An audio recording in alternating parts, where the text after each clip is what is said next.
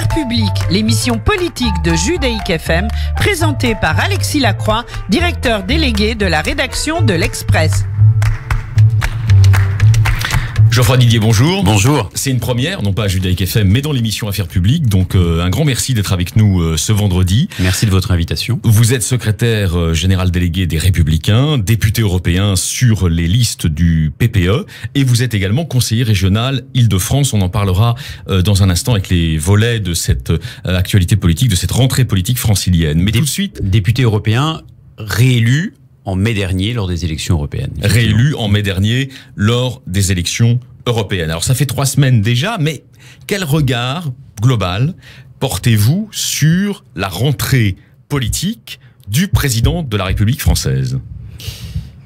D'abord, ce que je veux vous dire, c'est que ma philosophie d'action, c'est de ne pas forcément critiquer le président de la République parce qu'on appartient à l'opposition. Vous avez toujours fait partie d'ailleurs de ceux qui ne hurlaient pas forcément avec les loups. Oui, alors il y a le jeu politique auquel il faut savoir s'adonner aussi, mais je crois que la politique est de plus en plus une question de comportement, que les Français nous regardent, même ceux qui sont dans l'opposition et qui ne sont pas forcément aux manettes et aux affaires, comme on dit souvent. Et donc, je ne ferai pas partie de ceux qui critiquent par principe. Au passage, Geoffroy Didier, les Français nous regardent, qu'est-ce que ça veut dire ? Ça veut dire que ils sont plus intelligents que l'actualité quotidienne des petites phrases, des petites piques, oui, je crois. Des petites vacheries, entre amis ou entre ennemis. Je crois. Et la salle des 4 colonnes, les déclarations du jour, cette dictature de l'urgence qui nous est imposée, je pense que les Français sont intelligents et qu'ils savent prendre de la distance par rapport à tout ce qu'on leur impose dans les médias. Ça ne veut pas dire qu'il ne faut pas participer à la vie médiatique du jour. Bien évidemment, ça fait aussi partie du jeu politique. Geoffroy Didier, vous êtes une des figures aujourd'hui importantes de la droite française. Ça fait plus d'une quinzaine d'années que vous êtes dans l'action publique. Vous avez commencé d'ailleurs dans le voisinage, l'amitié de Brice Hortefeux. Vous avez l'impression que depuis 15 ans, le rythme politique s'est considérablement accéléré ? Oui, je le pense, je le déplore d'ailleurs. Et cela signifie que dans notre comportement, comme je le disais à l'instant, mais aussi dans notre réflexion politique, il faut savoir prendre du temps, il faut savoir utiliser dans le bon sens du terme les médias lorsqu'on a un message, mais il faut savoir être signifiant, parce que passer à la télévision uniquement pour passer à la télévision et pour augmenter sa notoriété, ce n'est pas une fin en soi. Il faut donc utiliser avec mesure le réseau médiatique, quel qu'il soit, qu'il s'agisse de réseaux sociaux, qu'il s'agisse de la télévision ou de la radio, et savoir aussi parfois s'en détourner pour mieux réfléchir et prendre un peu de recul. C'est ce que vous faites en ce moment ? C'est ce que je fais en ce moment, c'est-à-dire que je n'ai quasiment pas fait de médias depuis mon élection le 25 mai dernier. J'ai dit des choses fortement au lendemain, sans doute en parlerons-nous, des élections européennes, parce que je crois que la droite doit faire sa révolution idéologique, et que le fait de faire 8% aux élections européennes pour les Républicains, ce n'est pas acceptable, ce n'est pas normal, et ça s'explique, parce que ce n'est pas un accident et ce n'est pas arrivé par hasard, mais ensuite, une fois qu'on a dit ces choses-là, il faut savoir surtout travailler, parce que je ne me résous pas à ce que la seule opposition aujourd'hui dans notre pays soit celui de Madame Le Pen. Du Rassemblement National, de la France Insoumise aussi. France Insoumise. Bref, de tous ceux qui n'ont, pour moi, pas vocation à gouverner la France un jour. Et donc, il ne suffit pas de dire cela, il faut aussi travailler à construire une opposition digne de ce nom et qui fasse que les Français considèrent aussi que nous puissions devenir un jour l'alternative. Alors on vient dans un instant, Geoffroy Didier, à la droite en ruine et comment en sortir. Mais quand même, j'insiste sur ma question introductive. Macron, comment vous jugez... C'est vrai que je n'ai pas répondu à votre question finalement. Alors peut-être volontairement, mais comment vous jugez cette entrée en matière politique depuis la fin du mois d'août, sur le plan domestique, mais aussi sur le plan international? Est-ce que c'est un président qui est, à vos yeux, d'opposant politique à la hauteur des enjeux du moment? Si je n'y ai pas répondu, effectivement, c'est peut-être un peu volontairement parce que j'ai pas envie de juger uniquement ses premiers pas, dans le sens où la rentrée ne s'est faite qu'il y a 3 semaines. Mais quand même, il y a des impressions. L'impression au G7, c'est celle d'un président... Ça a commencé à Biarritz. Oui, ça a commencé à Biarritz. C'est celle d'un président particulièrement offensif, qui sait représenter la France dans le monde, qui sait accueillir d'autres chefs d'État. Je pense que l'image qu'il a renvoyée était plutôt positive à ce niveau-là. quant au choix politique sur le fond, au niveau international, j'estime par exemple que de faire en sorte que l'Iran devienne la vedette américaine, si je peux me permettre de parler ainsi, du G7 est curieux. C'était une faute d'inviter Zarif ? J'ai pas envie de dire une faute, parce que l'avenir nous le dira aussi, si ça a permis de faire avancer les choses. En tout cas, j'estime que le faire sans prévenir personne, c'est curieux. Il y a une cause vis-à-vis de l'Iran, nous devons être très fermes et très exigeants, plus que dans le dialogue médiatique et la surprise politique. C'est un des principaux États voyous de la planète aujourd'hui ? Incontestablement. Et vous avez l'impression que le président Macron, mais peut-être aussi Donald Trump, sont en train d'essayer de l'oublier ou de le faire oublier aux opinions ? En tout cas, ils jouent un jeu dangereux, Donald Trump comme Emmanuel Macron, sur ce point-là. Qu'il faille apaiser les choses, certes, mais il faut surtout être particulièrement exigeant à l'égard d'un pays comme l'Iran. Alors l'Arabie Saoudite a été au cœur, disons, des alliances, de la ligne de politique étrangère des années Hollande, le Drian-Valls, on peut dire. Qu'est-ce qu'il faut faire aujourd'hui avec l'Arabie Saoudite ? Je n'ai pas la solution moi-même. Sinon, ce serait trop facile. Et Macron, il souhaite un rééquilibrage, vous pensez, entre l'alliance saoudienne et l'Iran ? Il semble effectivement que la politique voulue par Emmanuel Macron soit celle d'un rééquilibrage, effectivement, entre l'Iran, l'Arabie Saoudite. Pourquoi pas ? Mais je trouve que attention à ne pas jouer, je le dis à nouveau, un jeu dangereux avec l'Iran, dont le passé nous a démontré que ce n'est pas parce qu'on commence à échanger avec eux qu'ils respectent les règles, et ça va être au rendez-vous de l'histoire et de la paix.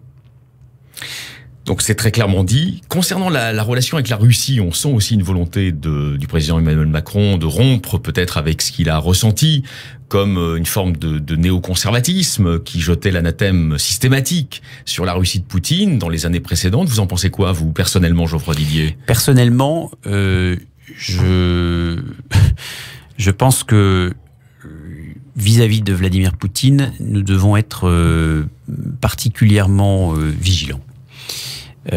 Parce que je vois bien ce qui se passe en tant que député européen à l'égard des pays des Balkans.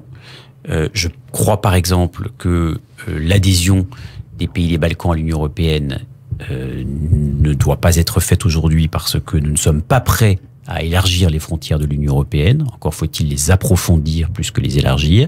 Mais je vois aussi que si nous n'accueillons pas d'une manière ou d'une autre, par exemple par un partenariat privilégié les pays des Balkans, c'est la Russie qui évidemment va mettre la main sur ces pays-là. Donc nous sommes aujourd'hui dans une concurrence politique et économique avec d'une part évidemment les États-Unis, d'autre part la Chine, d'autre part encore la Russie, et que l'Union européenne doit montrer sa force politique, économique, géopolitique et stratégique, et qu'elle ne le fait pas forcément suffisamment. Je reviens un instant sur la scène du Moyen-Orient compliqué. Emmanuel Macron va se rendre à la mi-janvier en visite d'État en Israël. Il sera à Jérusalem. Qu'est-ce que vous attendez de cette visite très importante du président de la République française en Israël ? Ce que j'attends, c'est que on arrête de considérer d'une manière ou d'une autre que la sécurité d'Israël se négocie. Qui considère ça ?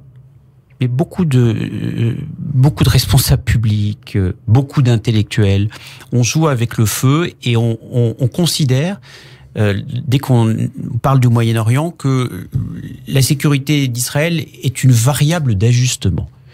Je pense tout le contraire.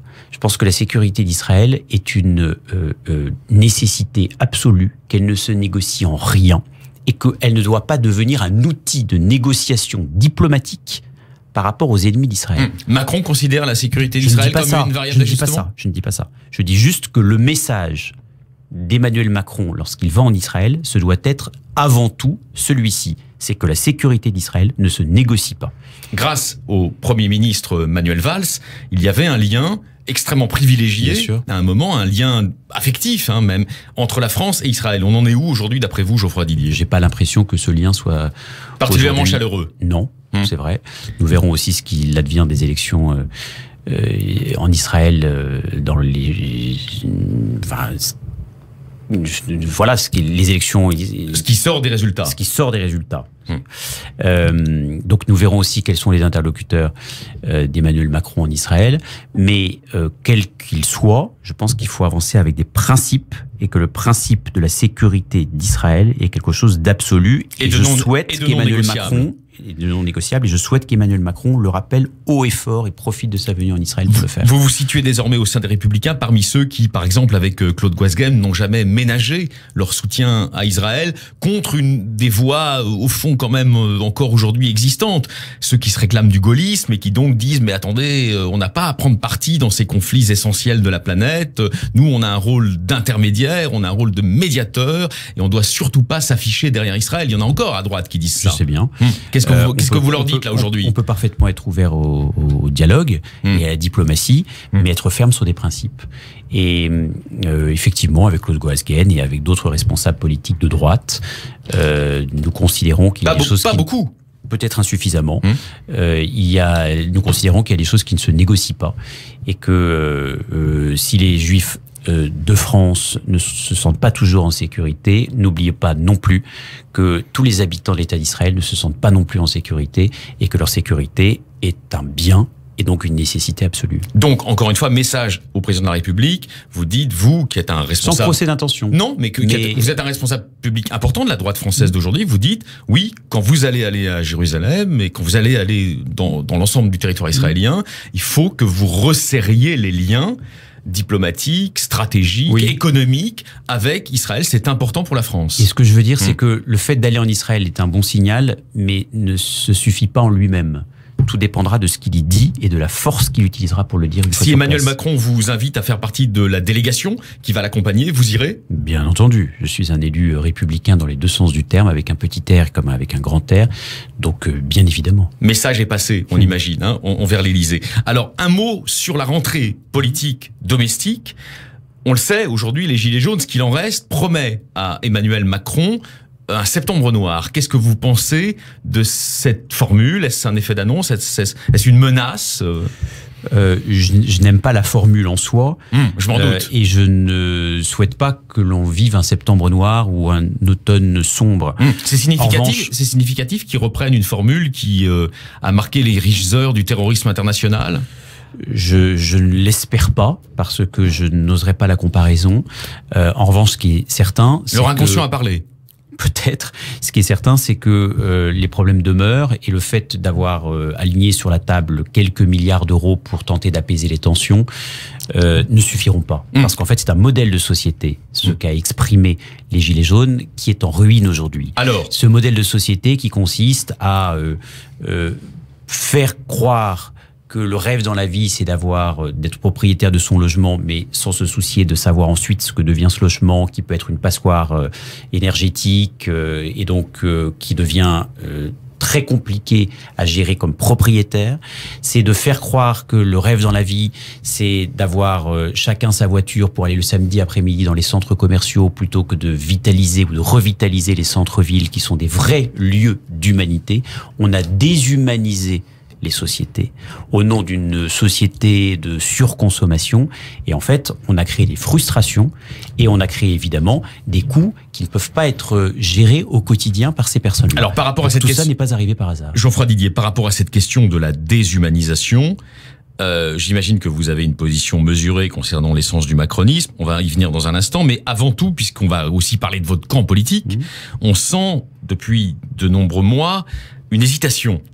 Vous avez des personnalités de votre génération, comme Guillaume Pelletier, par exemple, qui insiste beaucoup sur la déshumanisation du néolibéralisme, qui sont pour tourner la page du néolibéralisme. Et puis vous en avez d'autres qui, au fond, on assume l'héritage et s'inscrivent, au fond, dans l'affiliation d'une droite quasiment madeliniste. Il est où le bon curseur, là?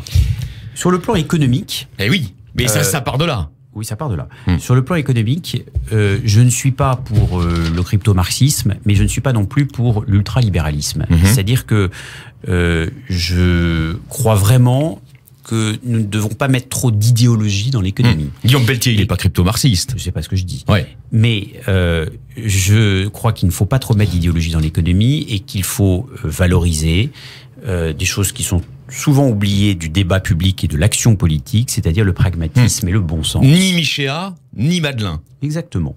Le problème, c'est que la droite, qui n'est pas trop libérale, s'exprime moins. Et qu'il va falloir que nous ayons un discours qui porte et qui replace, par exemple, l'État au cœur de la société. Je n'ai pas aimé le fait que, durant la campagne présidentielle de 2017, le candidat de la droite républicaine n'ait pour seul discours à l'égard des fonctionnaires la suppression de 500 000 d'entre eux, sans jamais d'ailleurs dire lesquels. Au-delà des affaires, vous pensez que c'est une des raisons de sa défaite, parce qu'en France, le discours libéral pur sucre ne prend jamais? Mais mais parce que je pense qu'il n'est pas adapté à la société d'aujourd'hui. Et est-ce que les Français, les Français de droite attendent? Mais bien sûr, il y a 5,5 millions de fonctionnaires. Il y a un véritable service de l'État qui est accompli par l'immense majorité d'entre eux. Nous avons aujourd'hui des enseignants qui ne sont pas suffisamment payés. Et moi, je suis favorable à ce qu'on augmente les salaires des enseignants, véritable bouclier de la République, qui œuvrent souvent dans des conditions difficiles et dans des quartiers tout aussi difficiles. Et évidemment, tout cela aura un coût et qu'il faudra sans doute supprimer aussi certains postes dans les ministères à Paris. Donc, je pense que nous devons aussi avoir un autre discours à droite sur le rôle de l'État dans la société. Geoffroy Didier est donc un homme politique anti-thatchérien, post-thatchérien. Oui, en tout cas, je considère aujourd'hui que la droite a été trop libérale, trop dure sur ces aspects-là, et que si je suis favorable à la liberté, observez par exemple une chose, c'est que la droite ne parle que de la liberté des entreprises, mais elle ne parle jamais de la liberté des hommes et des femmes. Et dans le débat qui s'annonce sur la procréation médicalement assistée, j'ai réfléchi tout cet été à la question vraiment de savoir, mais pourquoi intuitivement, j'étais favorable à l'ouverture de la PMA pour les couples de femmes. Eh bien, en fait, je considère que la première chose qui anime ma philosophie d'action et qui fait que j'y suis favorable, c'est la liberté. C'est-à-dire que ce que je veux, c'est que c'est une droite républicaine, mais qui permette à chacun de choisir sa vie, et peut-être même d'ailleurs de choisir sa mort. Liberté économique maîtrisée, mesurée, amodiée par l'État-providence, liberté individuelle dans les choix de vie illimitée. C'est ça que vous nous dites au fond. Pas illimitée, mais je crois que la droite doit être cohérente avec elle-même. Je suis évidemment pour la liberté des entreprises, mais de ne pas faire pour autant une idéologie de cette liberté. Et je suis favorable à la liberté des hommes et des femmes à choisir leur vie sans excès, parce que je crois que la droite doit se moderniser et sortir de sa zone de confort idéologique. Mais la modernité, pour moi, n'est pas une fin en soi. La modernité, c'est tout simplement prendre acte de ce qui est devenu impossible, et c'est d'accepter et de réguler les évolutions de la société. Mais quand vous la droite doit apprendre à vivre avec son temps. Mais quand vous voyez des personnalités qui sont au gouvernement ou qui même le dirigent, comme Édouard Philippe ou comme Jean-Michel Blanquer, qu'est-ce qui vous différencie d'eux là à l'instant? Pas grand-chose. Ce sont des libéraux qui sont pour une maîtrise de la mondialisation. Ce sont des libéraux qui sont pour que l'État garde ses prérogatives. Ils sont pour que l'éducation nationale soit renforcée. Qu'est-ce qui vous différencie d'eux? Ils servent un président de la République qui, je trouve, est le meilleur ami de la mondialisation et qui est un homme de flux. Meilleur ami des flux. Meilleur ami des grands patrons? Oui, mais le grand patron peut créer de la richesse. Mais ce que je veux vous dire, c'est que Emmanuel Macron est un homme de flux. Je l'ai vu moi-même en tant que vice-président de la région Île-de-France, en charge du logement et de l'immobilier. Aujourd'hui, les Français aspirent fondamentalement, parce que c'est notre culture, à devenir propriétaire. Parce que lorsqu'on est propriétaire, on peut transmettre à ses enfants, on sécurise ses vieux jours. Et Emmanuel Macron, lui, qui a taxé l'immobilier, n'est pas du tout dans cette culture patrimoniale, dans cette culture de la pierre, dans cette culture de la transmission. C'est un homme de flux. Et aujourd'hui, cette droite que vous citez et qui travaille pour Emmanuel Macron, travaille pour un homme de flux, alors que je pense qu'en France, il y a cette culture de la transmission à laquelle je suis très attaché. Geoffroy Didier, c'est passionnant, mais il y a quand même une petite contradiction ou une hésitation, une oscillation dans votre ligne idéologique et programmatique. Homme de flux, dites-vous, de Macron. Mais c'est l'essence même de la critique de François-Xavier Bellamy dans son livre Demeure, qui est un livre de philosophie politique. C'est là où il dit en gros, il y a les sociétés stables que représentaient des personnalités politiques aussi différentes que De Gaulle, Pompidou ou Mitterrand. Et puis, il y a les sociétés du flux, il y a les sociétés de l'échange généralisé. Et Macron en est le héros, AUT. Qu'est-ce qui vous différencie de Bellamy sur ce point? C'est là où il faut trouver le juste milieu. Moi, je suis de droite, je crois à la responsabilité individuelle, à l'ordre public et à la transmission. À la transmission, par exemple, d'une culture. Nous appartenons à une culture judéo-chrétienne, assumons-le. Mais je ne suis pas favorable... Mais Macron, il se réclame de la transmission des valeurs républicaines traditionnelles. Oui. Mais je ne suis pas favorable à ce que l'on fasse, par exemple, je suis très attaché à la laïcité, à ce que l'on fasse de notre culte un guide dans l'action publique. C'est-à-dire qu'il faut qu'on trouve le juste milieu entre la transmission culturelle, le fait d'assumer sa culture, et puis par exemple le fait que ça ne doit pas être un guide dans l'action publique. Quand je suis personnellement catholique, quand je vais à la messe, je vais à la messe. Quand je vais aux urnes, je ne vais pas à la messe. Vous y allez souvent à la messe? Et j'y vais régulièrement. Je crois en Dieu.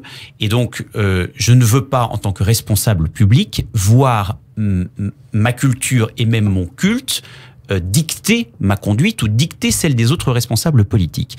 Et ce que je veux vous dire, c'est que moi, je crois beaucoup à la transmission culturelle, à la transmission de ses biens. Lorsque, par exemple, on a acquis un bien par le fruit de son travail et de son mérite et qu'on veut pouvoir le transmettre à ses enfants.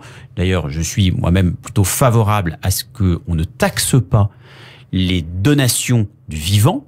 Parce qu'aujourd'hui, lorsqu'on a 30 ans, on a besoin d'argent et que si son père ou sa mère a travaillé et s'est saigné aux 4 veines pour pouvoir transmettre à ses enfants, il faut qu'il puisse le faire librement. Ça, je suis totalement favorable. Mais je crois aussi au progrès.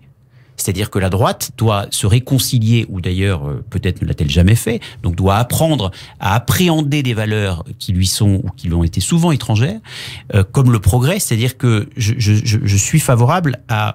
je ne veux pas de déterminisme social. Je veux qu'on lutte contre le déterminisme social. Progresser dans la vie, ça doit être quelque chose de possible, et que la droite, lorsqu'elle est esclave ou qu'elle est monomaniaque sur cette culture de la tradition, elle donne l'impression aux Français qu'il n'y aura pas d'évolution possible. Alors vous voyez, il y a un juste milieu entre le fait d'être dans le flux permanent et de l'autre côté d'être dans le traditionnalisme. Geoffroy, vous êtes très convaincant et là votre démonstration est claire. On va mettre des étiquettes. C'est pas facile à dire. Oui, c'est pas facile. C'est pas facile à dire, mais je comprends ce que vous voulez. Je comprends ce que vous voulez dire. Et donc à la fois se théoriser et se décliner concrètement par l'action publique. Justement, Geoffroy Didier, ni Madeleine, on l'a compris, ni Buisson. Alors, est-ce que c'est, par exemple, vous réclamez qu'on écoute davantage des voix qui sont des voix critiques à l'intérieur de la droite, mais qui en même temps représentent très bien ces valeurs, cet équilibre en quelque sorte des valeurs que vous revendiquez, comme Henri Guénaud, par exemple? Oui. Henri Guénaud, il est venu ici. Ouais. Il est venu, il a dit oui, mais il faut qu'on renoue avec le progrès. Moi, j'étais impressionné par les discours d'Henri Guénaud depuis 10 ans, lorsque je commençais la politique et que lui-même écrivait les discours pour Nicolas Sarkozy. Nicolas Sarkozy version 2007. Il avait une bonne influence sur Nicolas Sarkozy. Ah, je le pense. Et après, ça s'est dégradé avec Patrick Buisson. Mais non, mais on peut parler clairement. Oui, mais en fait, ce qu'il faut aussi bien comprendre, c'est que si je suis de droite, et je reste, mes fondamentaux sont de droite. Si je suis de droite, c'est aussi parce que je suis attaché à l'ordre et au respect des règles. Mais il y a une valeur, il y a même un mot qui est totalement délaissé du discours public, c'est celui du respect.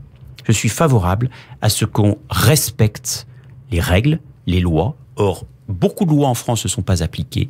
Et j'estime par exemple, parce que vous me demandiez la différence avec tous ceux qui travaillent aujourd'hui pour Emmanuel Macron et qui se disent pourtant de droite, je pense qu'Emmanuel Macron n'a pas compris que les Français sont en attente de respect par rapport, certes, aux règles et aux lois qui sont souvent violées, par rapport à l'incivisme, par rapport à la délinquance et par rapport au communautarisme. Alors, on peut appeler ça d'un mot philosophique, hein. C'est l'autorité, le retour de l'autorité républicaine, la légitimité de l'autorité républicaine, en matière scolaire, mais aussi en matière policière. Ça, vous avez raison, une majorité de Français qui ne sont pas extrémistes, ils sont aujourd'hui très attachés. Peut-être que le macronisme ne l'a pas compris. Non. Qu'est-ce que vous allez faire? Il nous reste presque 4 minutes, mais qu'est-ce que vous allez faire dans les mois qui viennent pour incarner cette offre politique républicaine renouvelée? Travailler, rester fidèle à ma famille politique parce qu'il n'y a aucune raison selon moi de la quitter, Vous avez eu des tentations ces 2 dernières années? Non, mais c'est toujours sain de réfléchir à ce qui fait, c'est quoi appartenir aux Républicains. Qu'est-ce que ça veut dire être de droite? Il faut que son action ait un sens. En 2017, vous avez pensé devenir marcheur ou ça vous a jamais effleuré l'esprit? Non, honnêtement. Honnêtement, ça m'a pas. Je me suis pas senti. C'est bien de se poser ces questions, mais en tout cas, j'ai vite répondu dans mon esprit. En revanche, je crois que la droite doit accepter de s'ouvrir, de se moderniser, comme je vous l'ai dit, de révolutionner sa propre pensée, mais tout en restant cohérente avec ses fondamentaux. Et c'est possible. C'est possible, j'en suis convaincu. Donc, avec d'autres élus, qu'ils soient parlementaires ou non, avec des acteurs de la société civile, avec des intellectuels, je veux travailler, réfléchir et aider la droite à se relever en s'ouvrant davantage. Alors, je vous poserai une ultime question sur la forme concrète, institutionnelle que pourrait prendre cette réflexion, mais quand même, en 2 minutes, quelles sont les étoiles polaires de votre réflexion actuelle, aussi bien intellectuelle que politique? C'est qui? Qui est-ce que vous citeriez? J'échange avec des intellectuels, même des figures disparues. Je lis Pompidou qui, je trouve, a su assumer une culture de droite tout en la faisant vivre de manière moderne et même d'ailleurs dans son style personnel. Je crois en fait fondamentalement que la droite, pour redevenir l'homme de Montboudif qui conduisait des Porsche. Oui. Exactement. Aujourd'hui, c'est impossible de conduire une Porsche lorsque vous êtes un responsable public. Mais je suis allé à Montboudif, et effectivement, c'est la France éternelle, mais ce n'est pas parce que vous appartenez, que vous assumez cette France éternelle, que vous êtes obligé de rester sans évoluer. C'est ça que je veux vous dire. Et de dire à Karim et Yasmina, sans le leur dire comme ça, qu'ils n'en feront jamais partie. Exactement. Et je crois que la droite n'est pas obligée de céder au rigorisme moral, au conservatisme sociétal et aux marches ou crèves de l'ultralibéralisme. C'est très clair. C'est un autre chemin qu'il faut trouver, qui est forcément plus difficile à définir, qui n'est pas forcément obligé de céder à cette espèce de flux permanent et à ce mouvement qui ne donne pas toujours l'impression d'avoir un sens, parce que c'est ça, aujourd'hui, ce qui semble définir En Marche. C'est-à-dire que je ne sais pas vers où ils vont et vers où ils marchent. Moi, je veux savoir vers où je vais, et je sais d'où je viens, et c'est ce juste équilibre, ce savant dosage, que la droite républicaine doit trouver pour devenir demain une alternative. Geoffroy Didier, sur cet autre chemin que vous êtes en train d'emprunter, la première étape, la première balise, ce sera la création de votre think tank personnel. C'est plus qu'un think tank, ce sera un collectif. Un collectif, ce ne sera pas une chapelle de plus, parce que je ne suis pas là pour créer une chapelle, bien au contraire. En revanche, je veux créer un collectif qui réfléchisse. Un lieu d'incubation intellectuelle. Exactement, qui se crée un corps de doctrine et qui ensuite, chemin après chemin, étape après étape, la décline politiquement dans toutes les nervures possibles de l'action publique. C'est très clair, ça c'est en novembre. Ça c'est cet automne et cet hiver. Je préfère prendre du temps. Je n'ai pas de nom pour l'instant. J'ai des idées, des intuitions, mais rien de définitif. Merci d'être venu au micro d'Affaires publiques. Merci beaucoup Geoffroy. La semaine prochaine, à votre place, ce sera Francis Khalifa, le président du CRIF. Merci, bonne journée. J'apprécie beaucoup. Affaires publiques, l'émission politique de Judaïk FM, présentée par Alexis Lacroix, directeur délégué de la rédaction de l'Express.